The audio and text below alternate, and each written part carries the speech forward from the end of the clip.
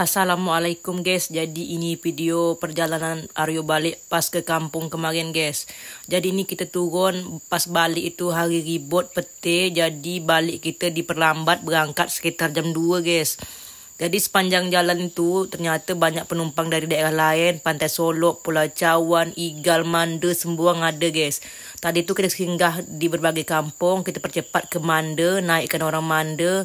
Kita lanjut lagi pergi ke Sembuang guys. Jadi yang ada tumpang ni botnya Kecamatan Manda. Kerana di Desa Igal tidak berangkat. Kerana penumpang dia tak banyak guys. Tekor kan kalau berangkat. Ada yang tahu tak guys ini warna kuning merah ni apa? Inilah Sembuang tu guys. Jadi di perjalanan selama 6 jam lah guys. Kita debut kena singgah-singgah. Kena ditunda berangkat. Kita nak kencing. Ternyata pas kita naik ke Sembuang, toilet dia atau WC dia guys digembok kalau sudah petang macam gini guys. Ini sekitar dekat-dekat jam 5 guys. Jadi kita balik aja ke bot. Ternyata sampai kita sudah di Sembuang, kita langsung balik. Rupanya kita tukar bot lagi guys. Tukar bot Desa Igal. Ini masih di Kecamatan Manda. Ini kita betul-betul tak tahan lagi. Suami sampai nutup muka Aryo gitu guys.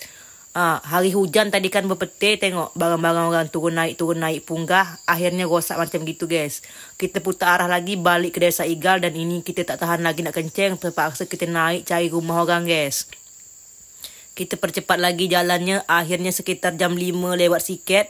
Sampailah di kampung Mamak dan Bapa Aryo guys. Ini pemandangan dia agak-agak gelap. Kerana dekat-dekat jam 5 lewat. Jadi ini kita sampai, kita hantar dulu pesanan Bapa Aryo guys, buah-buahan. Sebab dia makan buah kan.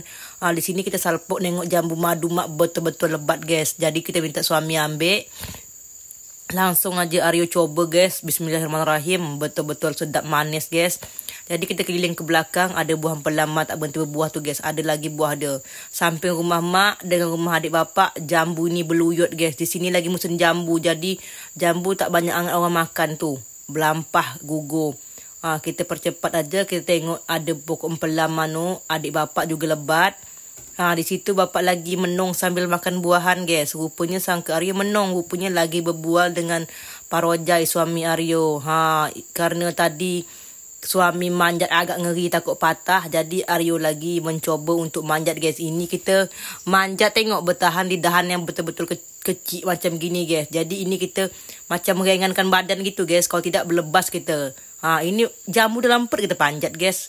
Tak lama kemudian kita ambil jambu. Mak bawakan bekal, nasi. Kerana kita lah kebetangan kan. Kita dada-dada dulu mila mak bapak. Lanjut lagi kita naik Robinnya Pak Comel. Itu suami muta. Pak Comel ngidupkan Robin dia berkepul asapnya guys. Itu adik bapak. Pak Samad ada juga. Ini kita percepat aja guys. Karena Pak Aryo rekam semua dekat-dekat jam 6. Ini kita berangkat guys jam 5 lewat. Suami duduk depan makan buah jambu dekat rumah mak tadi. Dan ini kita persingkat perjalanan. Aryo lapar, kita buka yang mak bekalkan. Ada ikan biang goreng kunyit dan ada juga nasi guys. Tak lama kemudian sampailah kita ke kampung yang ada rumah Aryo, Saka Pedada guys. Di sini tak lama kita masuk, tersangkutlah pelepah batang nio guys. Tersangkut kipas Pak Comel langsung mati. Hidupkan lagi, berkepul lagi asap dia.